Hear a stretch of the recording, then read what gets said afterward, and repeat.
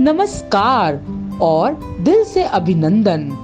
देश की आजादी के अमृत महोत्सव की आप सबको शुभकामनाएं। पूरा देश उत्सव के हर्षोल्लास में डूबा हुआ है, लेकिन हम यह ना भूलें कि इस आजादी की खुली फिजा में सांस लेने के लिए कई देशभक्तों को शहीद होना पड़ा। तो आइए सुनते हैं ऐसे ही सच्चे देशभक्त की कहानी MPS की जुबानी।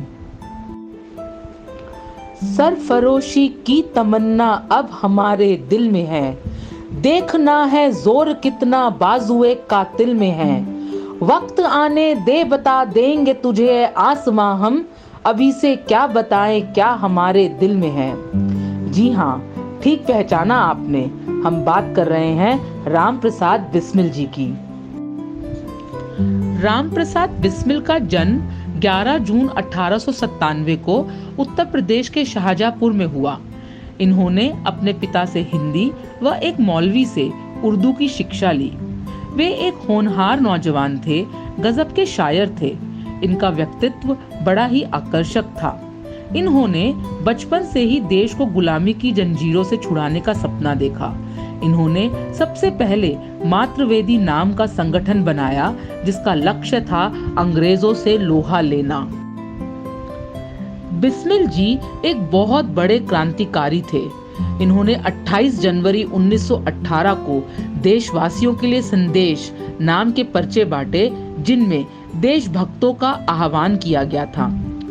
एक बार की बात है कि वह अपने साथियों के साथ मिलकर दिल्ली से आगरा के बीच अंग्रेजों के विरुद्ध लूट का प्लान बना रहे थे, जिसकी खबर पुलिस को लग गई। उसी समय दोनों तरफ से फायरिंग शुरू हो गई। बिस्मिल जी यमुना नदी में कूद गए और बाकी साथी गिरफ्तार कर दिए गए। बिस्मिल जी चुपचाप यमुना नदी को पार करके दिल्ली में सरकार की नजरों से दूर रहने लगे और जगह जगह घूमते हुए लोगों को जागरूक करने लगे। लगातार देशभक्ति की कविताएं लिखते रहे। उन्होंने पूर्ण स्वराज आंदोलन और असहयोग आंदोलन में बढ़ चढ़कर हिस्सा लिया। इनके भाषण व कविताओं का असर जनता पर ऐसा हुआ कि लोग अंग्रेजों से बुरी तरह बौखला उठे और अब हर भारतीय अंग्रेजों से छुटकारा चाहता था और अपने प्राणों की बलि तक देने को तैयार था। चौरी चौरा कांड के लिए अंग्रेजों ने इनके भाषण को जिम्मेदार बताया। इन्होंने HRA यानी हिंदुस्तान रिपब्लिकन एसोसिएशन का गठन किया। HRA ने ही काकोरी कांड का प्लान बनाया, जिसका नेतृत्व बिस्मिल जी ने किया। लखनऊ के पास काकोरी में ट्रेन को रोककर उसमें मौजूद सरकारी खजाना लूट लिया गया। फांसी से 2 दिन पहले सेशन जज मिस्टर हैमिल्टन ने इनसे बहुत मिन्नत की और बोला कि हमें सब बातें बता दो, आपको हम 15,000 रुपए नगद देंगे और सरकारी खर्चे पर विलायत भेजकर बैरिस्टर की पढ़ाई भी करवाएंगे। लेकिन इन्होंने किसी भी बात की परवाह नहीं की। मुकदमे के दिन जब इनसे जज ने पूछा कि आपके पास कौन सी डिग्री है, तो बिस्मिल ने हंसकर जवाब दिया, सम्राट बनाने वालों को डिग्री की जरूरत नहीं होती।